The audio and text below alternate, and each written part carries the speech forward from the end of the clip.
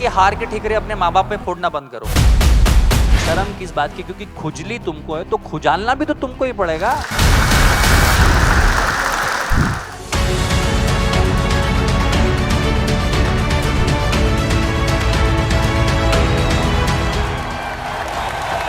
Let us celebrate and welcome Praful Billaware.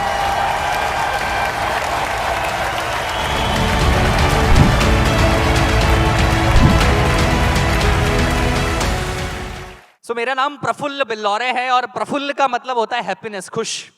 और मैं हमेशा खुश रहने की कोशिश करता हूं, क्योंकि जिंदगी में सिर्फ एक ही चीज है जो आपके पास होती है, बाकी सब आपको लोग कंट्रोल करते हैं। खुशी तो आपके पास ही है ना। मैं मूल रूप से मध्य प्रदेश का हूं। मध्य प्रदेश का एक जिला है धार, जो इंदौर से बाजू में है। वहां पला बड़ा किसान का बेटा हूं।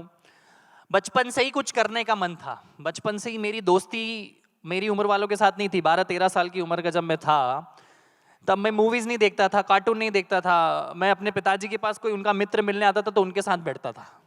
तो पहली सीख क्या करी 12 साल की उम्र में, कि अपनी उम्र के लोगों के साथ दोस्ती जीरो।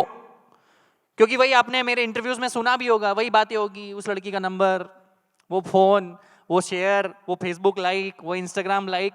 तो बहुत जल्दी समझ आ गया था कि अपने से 2, 5, 6 साल, 10 साल, 15 साल उम्र के बड़े लोगों से दोस्ती करोगे, या दोस्ती ना भी करो, उनके आसपास बैठोगे, तो कुछ ना कुछ तो सीख ही लोगे।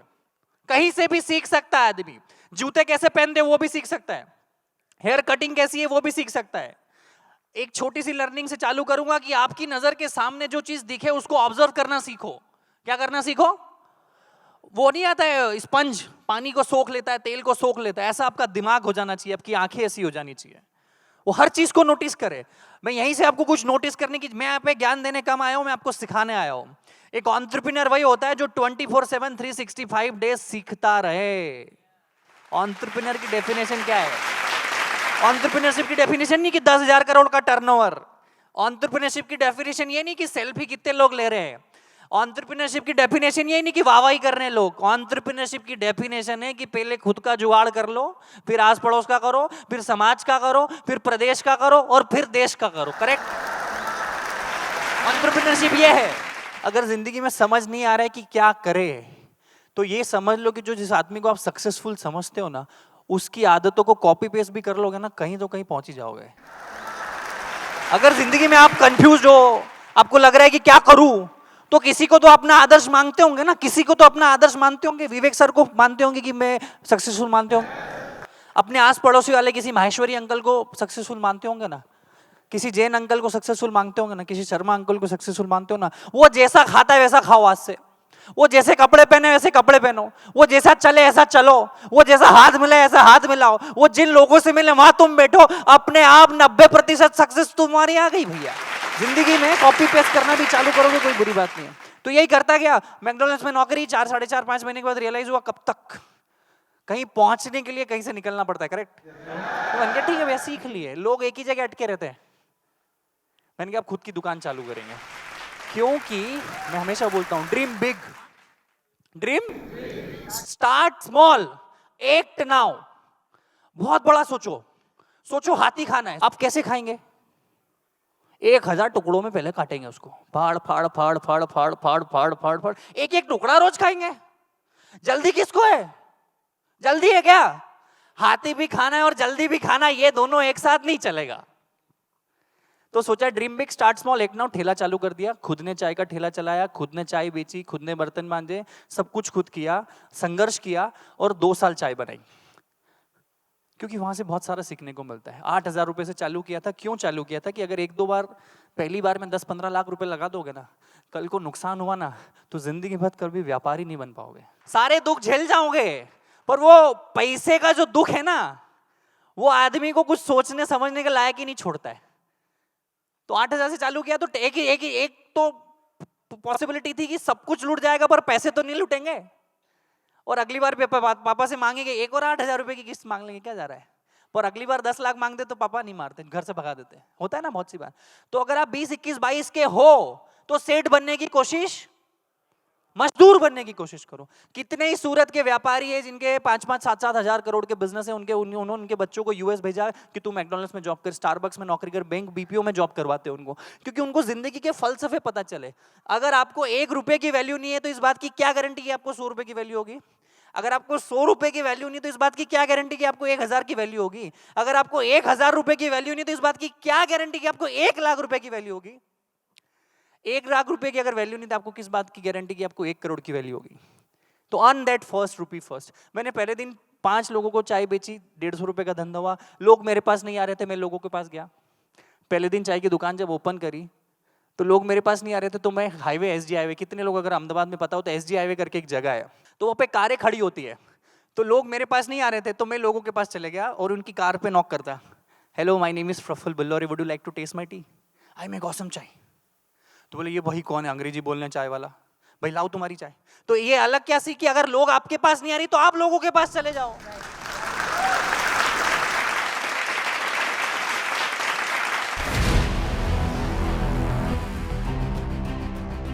सर, अपना फील्ड के बिजनेस में टॉप में पहुंचने के लिए एज ए बिजनेसमैन के अंदर क्या क्या हुनर होना चाहिए? अगर आपका व्यापार है ना तो कोई एक चीज चुन लो। अगर आपने चाय चुनी है तो फिर चाय के अलावा आपको कोई नहीं दिखनी चाहिए। अगर बाजू में से कटरीना कैफ भी जा रही है ना तो आपका नजर कटरीना कैफ पे नहीं जाना चाहिए। इतने तकर का दृष्टिकोण आपका होना चाहिए अगर आपको अपने व्यापार में बहुत बड़ा बनना है। And it's 24/7 365 days. और आप उसी इंडस्ट्री के लोगों को चुनो जो आपकी व्यापार को या तो बढ़ा सके या व्यापार में नेटवर्क बना सके, आपके एम्प्लॉय बन सके, आपके को फाउंडर बन सके, आपकी सेल्स की टीम बन जाए। आपको सेल्फिश होना पड़ेगा अगर आपको बड़ा आदमी बनना है तो। आपको शादी ब्याह में नाचने नहीं जाना पड़ेगा, फिर आपको किसी की रैली में नहीं जाना पड़ेगा। आपको बड़ा सेल्फिश होना पड़ेगा और आपको आपके व्यापार में बहुत बड़ा बनना पड़ेगा और उसी इंडस्ट्री के लोगों से मिलना पड़ेगा और अपने सवाल पूछना पड़ेगा कि अब मैं फ्रेंचाइजी कैसे बढ़ाऊं, अब मैं व्यापार कैसे बढ़ाऊं, अब मेरे को ये दिक्कत आ रही है तो पूछूंगा। आप समझ रहे हो?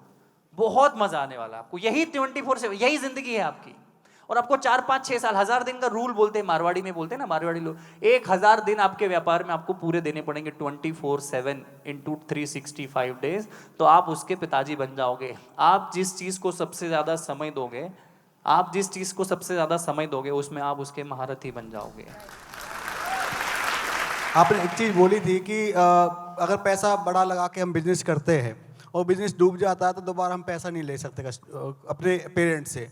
सेम मेरे साथ हुआ सर, मैंने एक पिज़्ज़ा का शॉप खोला था बहुत बड़ा, वो बंद हो गया।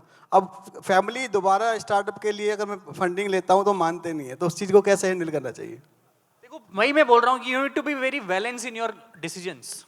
या तो अभी 10 लाख का रुपया ले लो, फिर 10 लाख तक सूखा करो, या आज 1 रुपया लो, कल 100 रुपया लो, फिर 1000 रुपया लो। करेक्ट? और कभी कभी आप ना अपनी जिंदगी के हार के ठिकरे अपने माँ बाप में फोड़ना बंद करो। आपकी जिंदगी के हार के ठिकरे अपने माँ बाप पे फोड़ना आज से बंद करो, क्योंकि it is very easy to blame on parents. जब आप पहली बार शराब पीने गए थे तो माँ बाप से पूछा था? जब पहली बार किसी को छेड़खानी करने गए तो नहीं पूछा ना? तो व्यापार में भी अपने परिवार का इन्वॉल्वमेंट कम रखो, क्योंकि उनके ख्यालात 30-35 साल पुराने हैं और आज की जिंदगी बहुत बदल गई है। भारत इंटरनेट के आने से भारत नहीं बचा है, भारत इंडिया हो चुका है। तो उन चीज को समझो आप। और अगर नहीं पैसा है तो कम से चालू करो। ये धंधा चालू करने के लिए कभी पैसा नहीं चाहिए, धंधे को ग्रो करने के लिए पैसा चाहिए। धंधा चालू तो करो, फिर ग्रो करोगे। व्यापार चालू करने के लिए कभी किसी को पैसा चाहिए ही नहीं। व्यापार को 10 गुना, 20 गुना, 50 गुना बढ़ाने के लिए पैसा चाहिए होता है। तो ये बहानेबाजी बंद करो। आपने अपने चाय को बेचने से पहले अपने शर्म को बेचा। एक इंसान ऐसा क्यों नहीं कर पाता? अगर आप इस सवाल का जवाब देंगे तो शायद बहुत लोगों को बहुत फायदा हो। मैं आपको बड़े शांत से सुनना, बड़ी सही चीज बताऊंगा मैं आपको। हमारे देश में वो लोग मान सम्मान पाने के लिए अपनी जिंदगी बिता देते हैं जिसका सच में कोई व्यक्तिगत ऐसा कर्म नहीं है जिसको उनको नेचुरली सम्मान मिले। मेरे कितने ही मासा जी, फुआ जी, मामा जी है, उनको शादी में अगर उनका इन्विटेशन में नाम ना लिखो तो वो ऐसे फूफा फूफ करवाते हैं मानो उन्होंने कोई संपत्ति दे रखी हो मुझे। वो सम्मान एक इस काम का जो मांगना पड़े। और दूसरी चीज, किस चीज की शर्म है भाई? तुम्हारे पास पैसा नहीं है, तुम्हें पता है। तुम्हारे पास वो संसाधन नहीं है जो तुम्हें चाहिए। तुम्हारा सपना है घूमने का, तुम्हारा सपना है आईफोन खरीदने का, तुम्हारा सपना है वो फेवरेट जूता खरीदने का, तुम्हारा सपना है विदेश घूमने का, तुम्हारा सपना है बड़ा बंगलो बनाने का। तो इसमें शर्म किस बात की? क्योंकि खुजली तुमको है तो खुजालना भी तो तुमको ही पड़ेगा।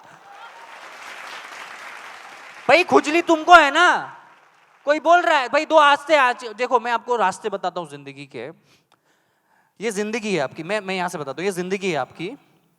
आपको कुछ भी नहीं आता है, आपको 5 स्टार होटल में चेक इन करते नहीं आता है, आपको बोर्डिंग पास निकालते नहीं आता है, आपको बोलते नहीं आता है, आपको सोशल मीडिया चलाते नहीं आता, आपको कुछ भी नहीं आता है। करेक्ट, आपको कुछ नहीं आता है, मान रहे हो? आपको कुछ नहीं आता है।